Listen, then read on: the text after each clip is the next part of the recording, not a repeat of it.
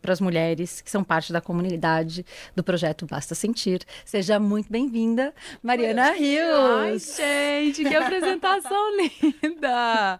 Obrigada, muito obrigada. Estou muito feliz em estar aqui com vocês. A gente está muito feliz em te ter aqui. Eu acho que é bem o que a gente falou no início. Assim, se tem uma pessoa que tem múltiplas carreiras e vai nos dar aula disso aqui, é tu, com certeza. E eu tava vindo pra cá hoje de manhã escutando um podcast teu, eu falei, vou escolher um aqui pra ouvir.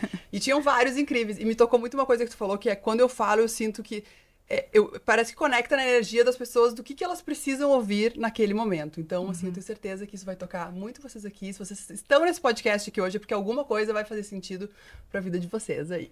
Tomara. E Mariana, a gente sempre começa o nosso episódio voltando para a infância da nossa convidada, então queria que tu dividisse um pouquinho com a gente como que era o teu contexto familiar, tuas primeiras memórias, né, lembranças com dinheiro, porque a gente acredita que muito do nosso comportamento hoje, ele é formado, de fato, lá na infância, por mais que a nossa família não falasse muito sobre dinheiro, mas a gente observa muito esses comportamentos, né? Sim. Engraçado que esse é um assunto que eu gosto muito, porque eu acredito que todos nós nascemos com uma identidade e ao longo da vida nós somos moldados, né, pela criação da família, pela sociedade, pelo nosso comportamento, mas em essência nós já estamos formados. Essa essência ela já vem com a gente, que é algo que não tem muita explicação, né? Que a gente fala, nossa, mas aqueles dois irmãos, eles foram criados da mesma forma, dentro da mesma família, eles são tão diferentes. E quando você vê, são essas características individuais que nos faz ser singulares, né? Então, eu acredito muito nessa singularidade dentro da minha história. Por quê? Porque quando eu nasci numa cidade pequena, no interior de Minas, que se chama Araxá. E de uma família simples, assim, a gente tinha o necessário, mas sem grandes luxos. Então, eu me lembro que eu gostava muito de um sorvete de flocos, de uma determinada marca. Ai, quem não adora um sorvete de flocos? Eu amava esse sorvete de flocos e eu tinha que escolher ou ganhar o sorvete no meu aniversário ou ganhar o sorvete no Natal. Então eu ficava esperando um ano para ganhar aquele pote de sorvete, porque a gente realmente não tinha condição de ter todo final de semana ou todo mês um pote daquele sorvete que na época custava, sei lá, R$9, R$10. E também não me esqueço desse valor. Então eu sempre pensei da seguinte forma: eu preciso conquistar as minhas coisas, conquistar o meu dinheiro para eu não ter que pedir. Porque se eu pedir, eu vou fazer o meu pai e a minha mãe sofrerem. Porque eu sei que eles não têm. Então, esse pedido para eles, eu quero lanchar tal coisa na escola, eu preciso de um dinheiro a mais. Não, você precisa levar um lanchinho daqui de casa que a gente vai preparar para você, porque não dá para todos os dias pagar o lanche da escola. Então, eu não queria pedir para não fazê-los sofrer e, ao mesmo tempo, eu queria ter. Então, o que eu comecei a fazer? Com mais ou menos 6 anos, eu vendia sacolé, né, que lá em Araxá chama chup-chup. É o geladinho, sei lá, nós temos esse nome de diferentes formas dentro das regiões do país, mas eu montava minha vendinha ali e fazia o suco, o sacolé, a pipoca e o brigadeiro. Você fazia tudo? Na porta de casa, com 6 anos. Só que a minha mãe fazia.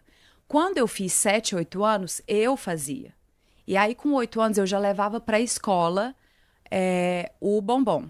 E aí eu já não fazia só o brigadeiro mais, eu fazia o bombom recheado. Chegava da escola e preparava o bombom recheado.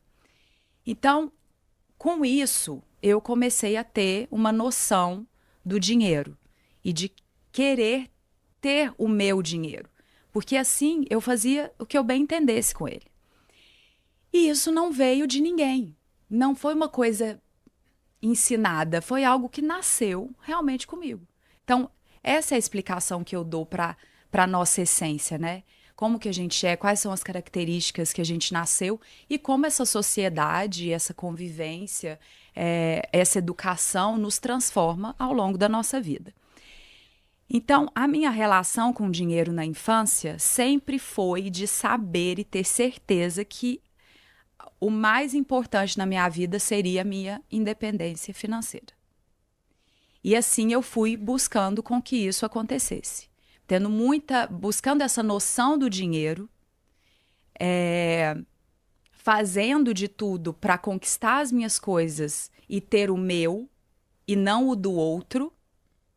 Então, com 7 anos, eu também comecei a participar de festivais de música.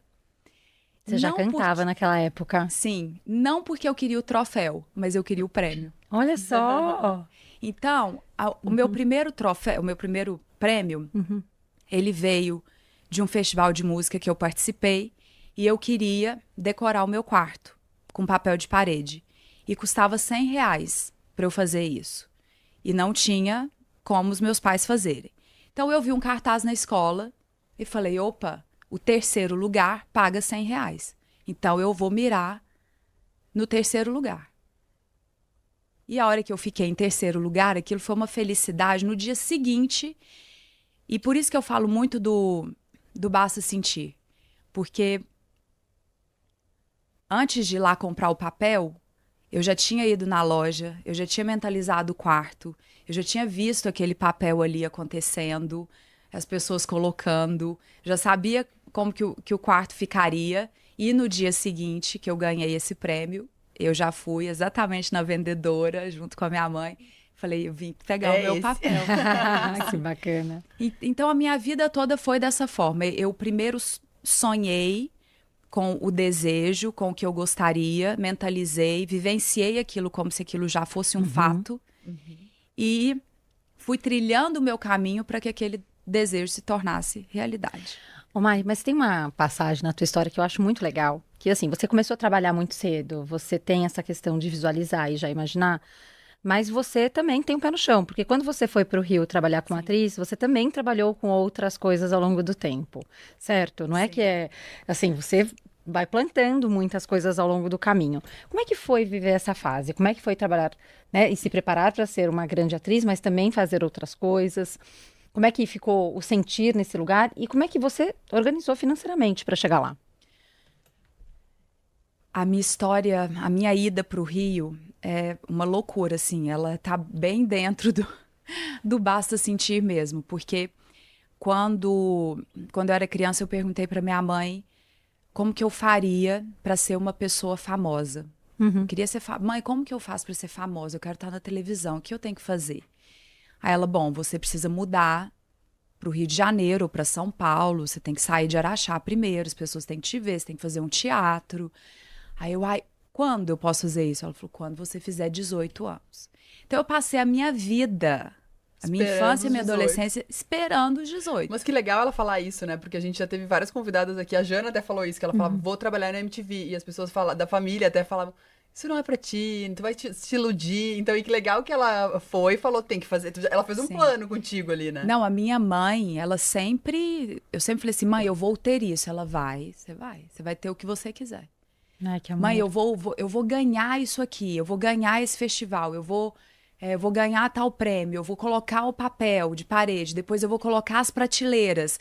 Porque o sonho, ele não acaba nunca, né? E quando o sonho acaba, você morre.